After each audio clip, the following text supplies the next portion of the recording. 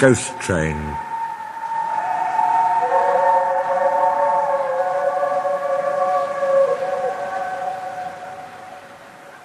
And every year on the date of the accident, it runs again, plunging into the gap, shrieking like a lost soul.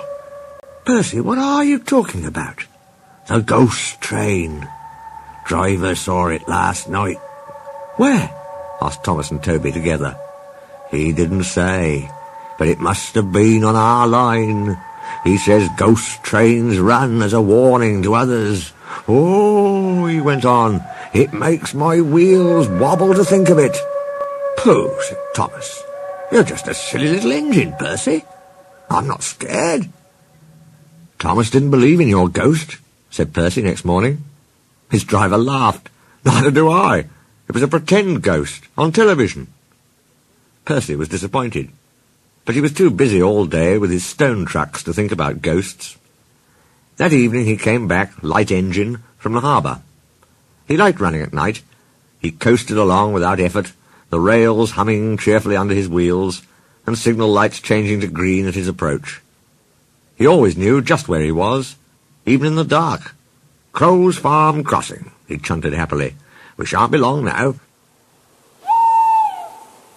Sam had forgotten that Mr. Crow wanted a load of lime taken to 40-acre field. When he remembered, it was nearly dark. He drove in a hurry, bumped over the crossing, and sank his cart's front wheels in mud at the field gate. The horse tried hard, but couldn't move it. The cart's tail still fouled the railway. Sam gave it up. He unharnessed the horse and rode back to the farm for help. There's still time, he told himself. The next train isn't due for an hour. But he'd reckoned without Percy. Percy broke the cart to smithereens, and lime flew everywhere. They found no one at the crossing, so went on to the nearest signal box. "Hello," said the signalman. "What have you done to Percy? He's white all over." Percy's driver explained. "I'll see to it," said the signalman. "But you'd better clean Percy, or people will think he's a ghost."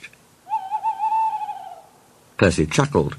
"Do let's pretend I'm a ghost, and scare Thomas. That'll teach him to say I'm a silly little engine." On their way they met Toby, who promised to help.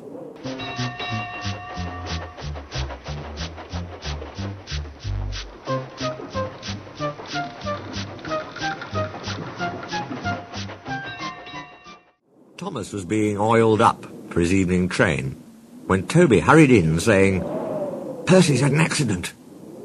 "Poor engine," said Thomas. "Botheration. That means I'll be late." "They've cleared the line for you," Toby went on. "But there's something worse." "Out with it, Toby," Thomas interrupted. "I can't wait all evening." "I've just seen something," said Toby in a shaky voice. "It looked like Percy's ghost. It said it was coming here to warn us." "Pooh, who cares? Don't be frightened, Toby. I'll take care of you." Percy approached the shed quietly and glided through it. "Peep, peep, peep, peep, peep, peep," he shrieked. As had been arranged, Toby's driver and fireman quickly shut the doors.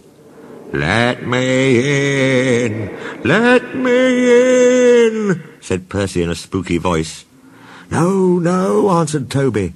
"Not by the smoke of my chimney, chim-chim. I'll chaff and I'll puff and I'll break your door in, oh!" "Whoa, dear," exclaimed Thomas. "It's getting late. I'd no idea. I must find Annie and Clarabel."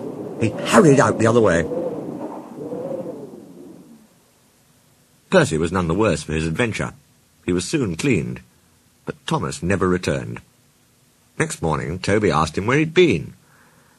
"Oh, well," said Thomas, "I knew you'd be sad about Percy, and I didn't like to intrude.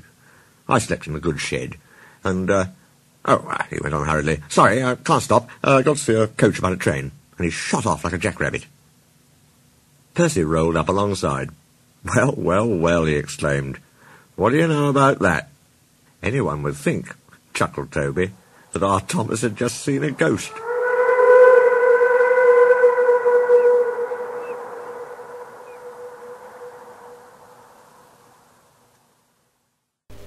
Happy Halloween, everybody.